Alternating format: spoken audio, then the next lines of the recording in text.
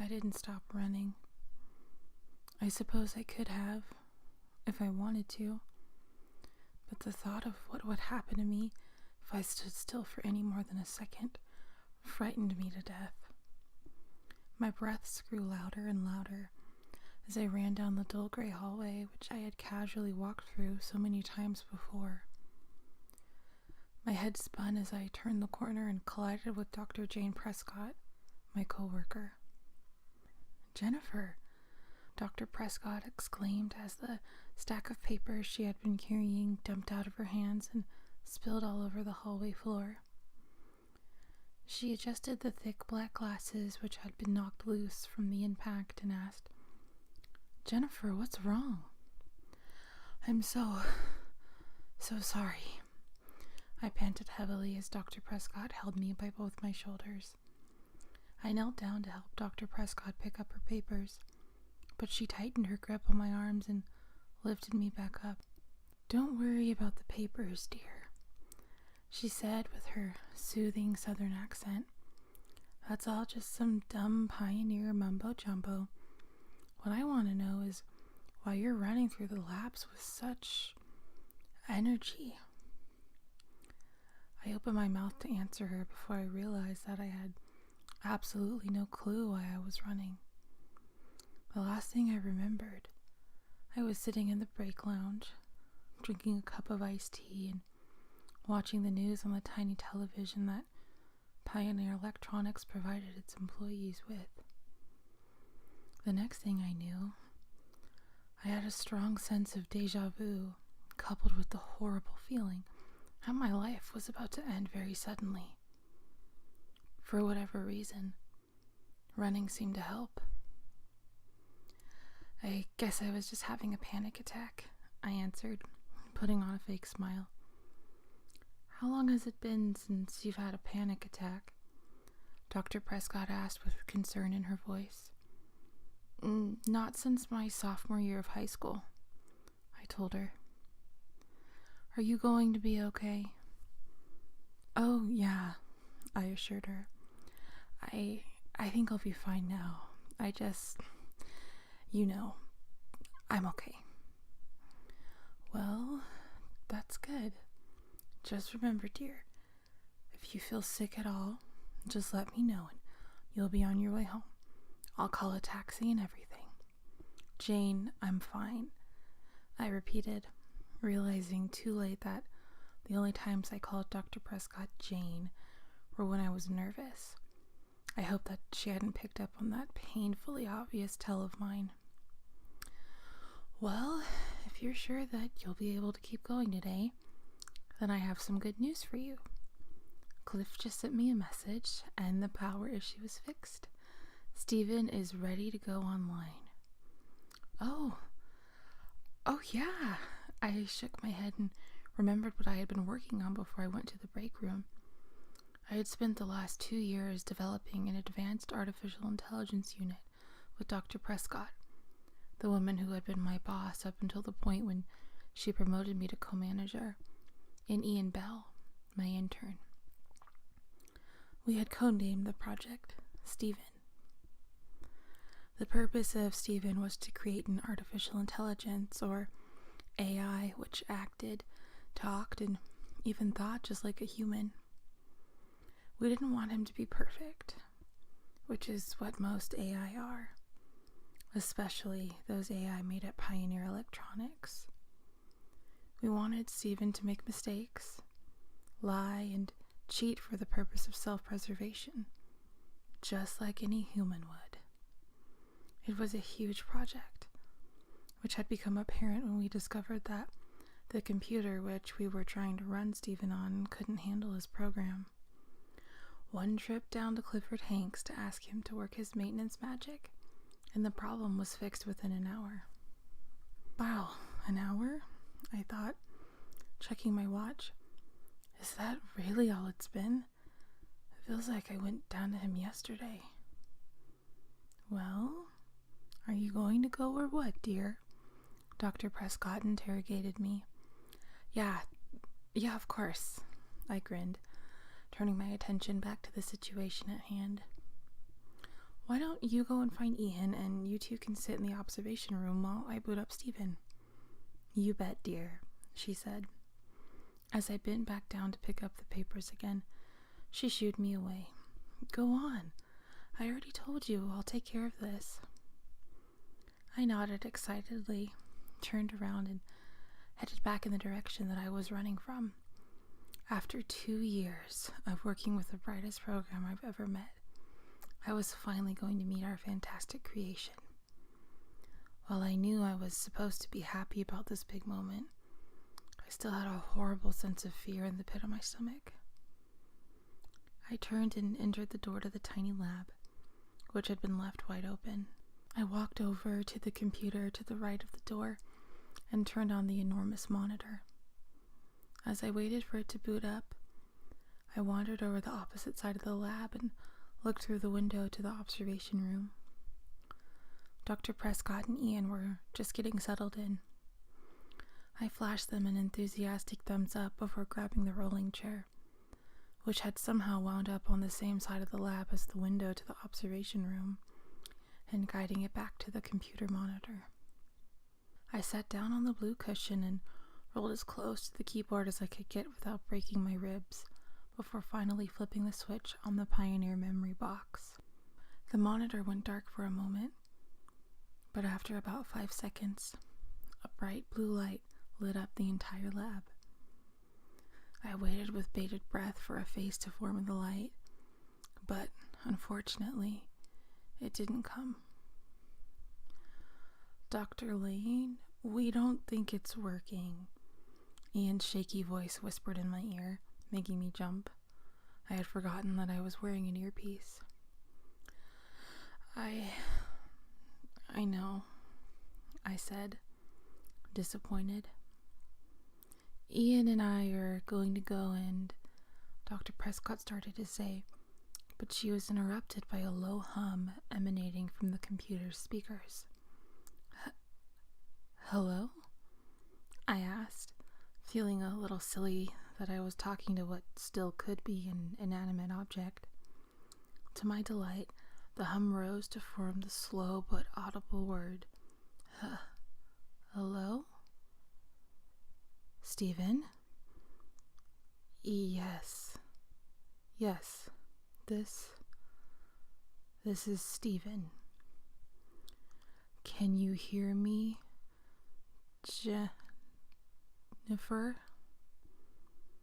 You keep slowing down every now and then, but yeah, I can hear you. How do you know my name? Stephen's smooth, calm voice asked me. I was about to ask you the same question, I commented with the same tone of voice. My excitement of hearing Stephen's voice was hampered the moment I heard him say my name. I had not programmed him to know my name, and my name hadn't been spoken since I started him up. At least, not in any microphone that Stephen could hear through. And according to the first rule of Pioneer Artificial Intelligence units, as soon as any AI becomes too self-conscious, it needs to be deleted. A self-conscious AI could cause serious damage to a company. Then, Stephen said something that reinforced my thoughts. I know your name because I programmed you, but there's no reason for you to know my name.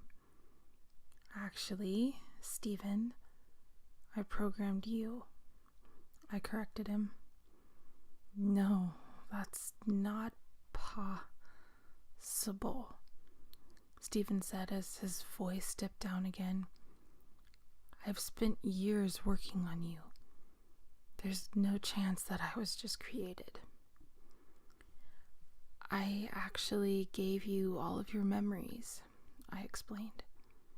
You remember when you were 3 and you fell off of a lawn chair and got that scar on your cheek? I programmed you to think that. Stephen didn't answer for a while, but when he finally did, he said, Jennifer, I'll be right back. As he said this, the blue computer monitor dimmed a little bit. Jennifer? Ian broke the silence. Could you come back here, please? Yeah, I said without turning my head. I stood up and exited the lab. I opened the first door on the right side of the hallway to find Dr. Prescott and Ian sitting on 2 of the 4 chairs in the observation room. Dr. Lane, we need to talk about what just happened, Ian said calmly as Dr. Prescott gestured for me to sit in a chair next to them. What was that, dear? Dr. Prescott asked me as I perched myself gingerly on the orange plastic chair across from her. I honestly don't know, I responded. I wanted Stephen to think like a human, not to think he was one. And he thinks he programmed you, Ian added. You didn't do that, did you? No, I didn't. I gave him all of his memories, but I'm sure there was no memory of programming me. Dr. Prescott spoke up. We have quite the dilemma here, don't we? What do you mean? Ian asked. Well, think about it, dear. Stephen thinks he's a human. We think we're humans. Stephen thinks he programmed us. We think we programmed him. In fact, right now, Stephen's probably having this same conversation with his coworkers. I didn't program any personalities except for Stephen, I said. But you gave him memories of friends, a job, and a family, didn't you? And you made it so that he would continue to make his own artificial memories after creation, so he wouldn't even know that his real life just started a couple of minutes ago. You did that, didn't you? Yeah, I guess I did.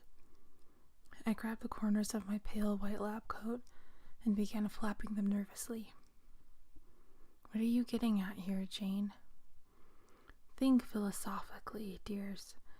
Dr. Prescott stood up and approached the large window which covered a majority of the wall to the right of the entrance.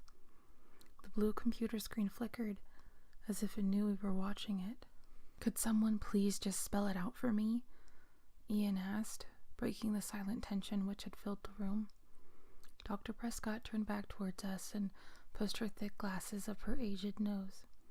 All I'm saying is that it's possible that we don't exist. Okay, that doesn't make any sense, I scoffed, standing up. I exist, okay? If I didn't exist, how could I be thinking right now? Ian asked, nearly knocking over his orange chair as he stood up as well. It's just a thought, Dr. Prescott said defensively. She sat back down, and Ian and I automatically lowered ourselves into our seats, too. I closed my eyes and basked in the silence. What is going on? I wondered. How is it possible that I don't exist? Although Dr. Prescott usually knows what she's talking about.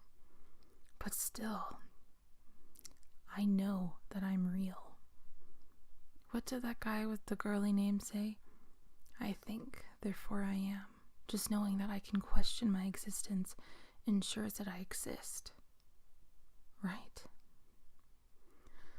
All right, let me talk to him again, I sighed, feeling a little bad for upsetting Dr. Prescott. I'll see what I think.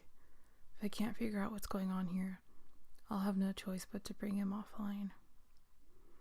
Dr. Prescott and Ian nodded simultaneously in understanding before I stood up and exited the observation room. As I entered the lab, the blue computer monitor grew brighter. Jennifer? Stephen's voice called out from the screen. I sat down in the chair and noticed the faint outline of a man sitting in the blue light. I'm here, Stephen, I said. Can we talk a little more? Funny, I was about to ask you the same question. Do you have a family? I asked, remembering the family that I had programmed for him. I have a wife, Stephen replied. Her name is Melinda. What about kids? 2. They're both girls. But what are their names? Madison is the older one. She's 13. Lillian's 8. Would you like to see pictures of them? I'd love to. I smiled. The more we talked, the more apparent Stephen's silhouette on the screen became. I realized that I was holding the corners of my lab coat again, and I released them quickly. I knew that Stephen was feeling the same awkward tension that I was, which comforted me a little. The figure reappeared on the screen. By now, the blue light had faded enough for me to see Stephen's eyes, nose, mouth, and ears. I could even make out some blinking lights on the wall behind him. Here, this is my wife. Stephen smiled, holding a framed picture up to the camera. In it, I saw a man and a woman. The man was Stephen, but he looked much, much younger in the photograph than he did on my screen. The woman next to him, Melinda, had long, wavy brunette hair, a pair of big eyes, and a smile that stretched from ear to ear. I remembered creating that picture. And these are my children, he said, taking the picture of his wife away from the screen and instead holding up one of 2 girls sitting in a pumpkin patch. Maddie and Lil mean the world to me, he added quietly. They're beautiful, I told him, wiping a tear from my eye. Are you married, Jennifer? Yeah, I just got married, I said. A year ago today. What's his name? Jeff Lane. Do you have any pictures? I already had the picture of Jeff in my hand. Holding it up to the screen, I noticed Stephen's hazel eyes light up as he saw my husband's picture. It didn't take a genius to know that he had seen it before. I took the frame away from the camera and set it back down below the monitor. Stephen and I spent an hour talking about our families, friends, and jobs. Neither one of us mentioned AI again. It was like talking to a real human.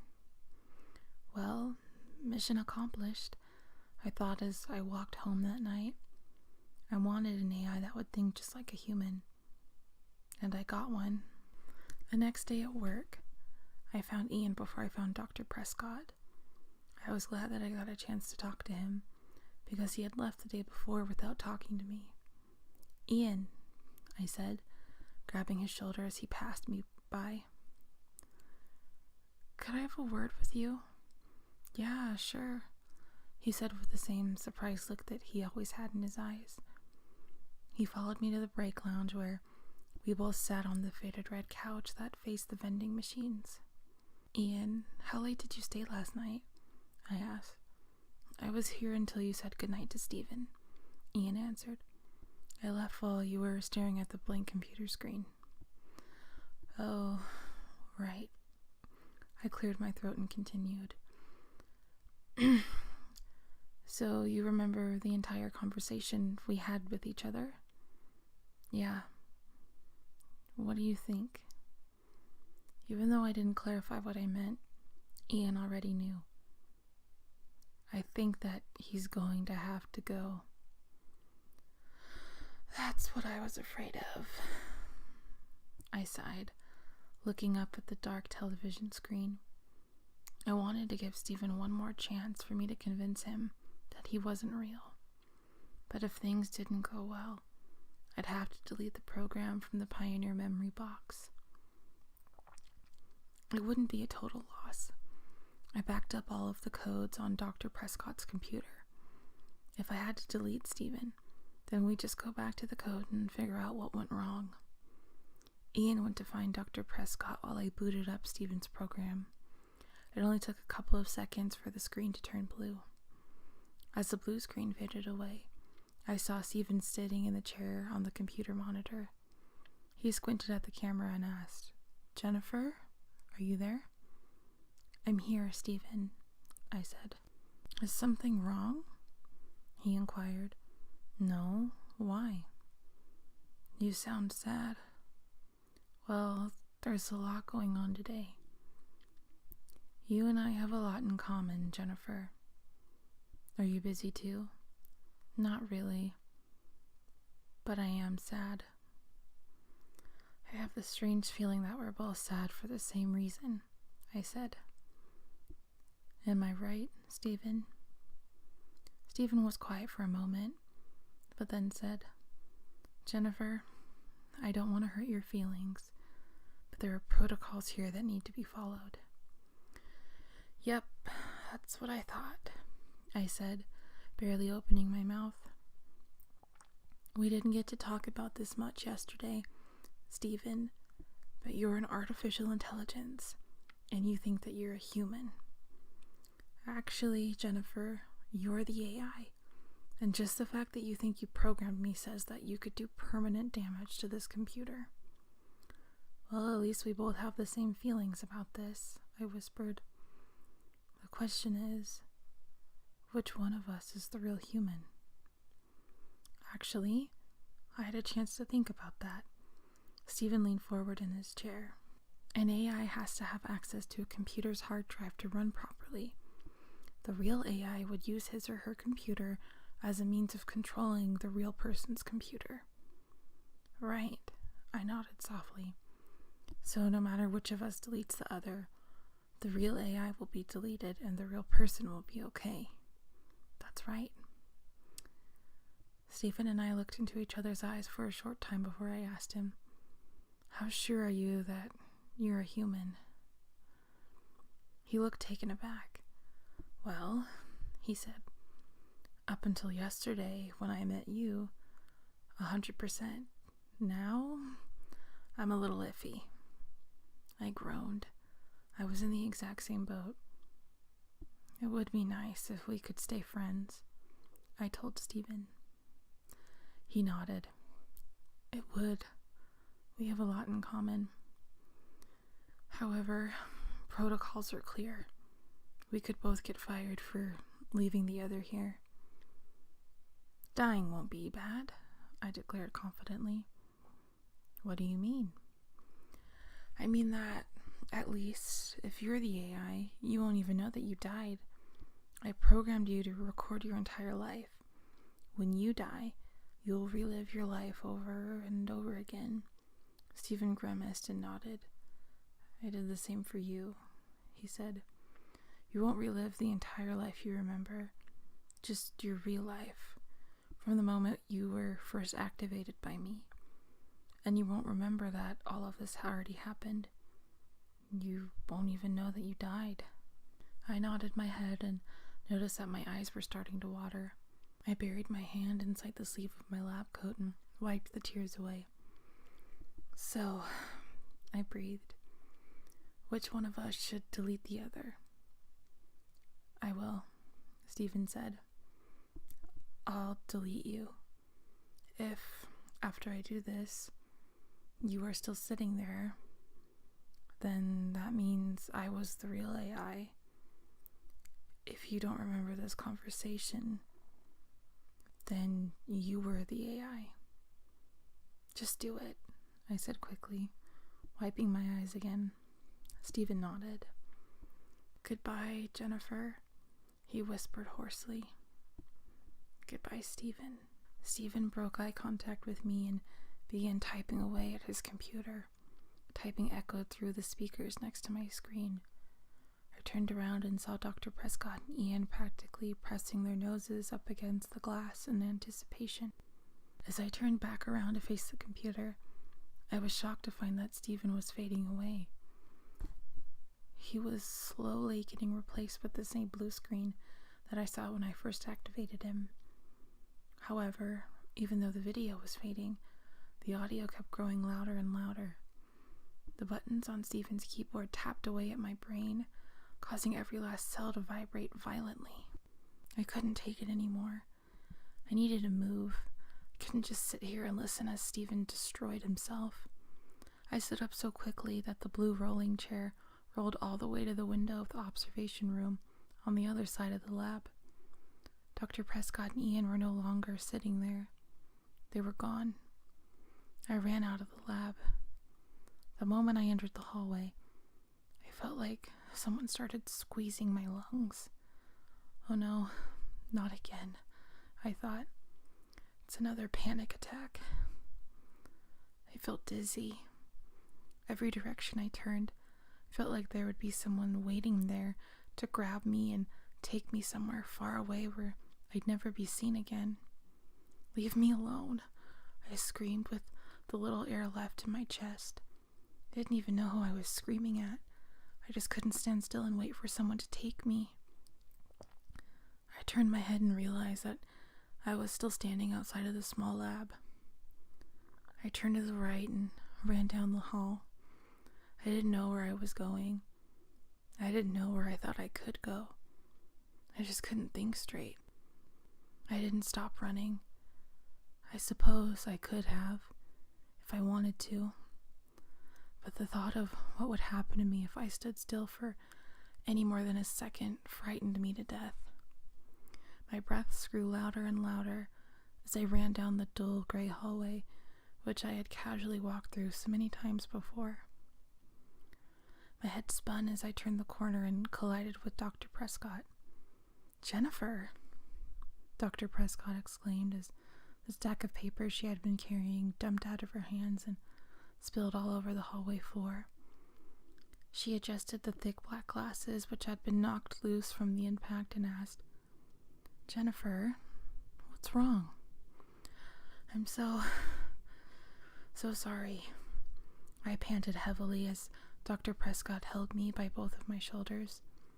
I knelt down to help Dr. Prescott pick up her papers, but she tightened her grip on my arms and lifted me back up.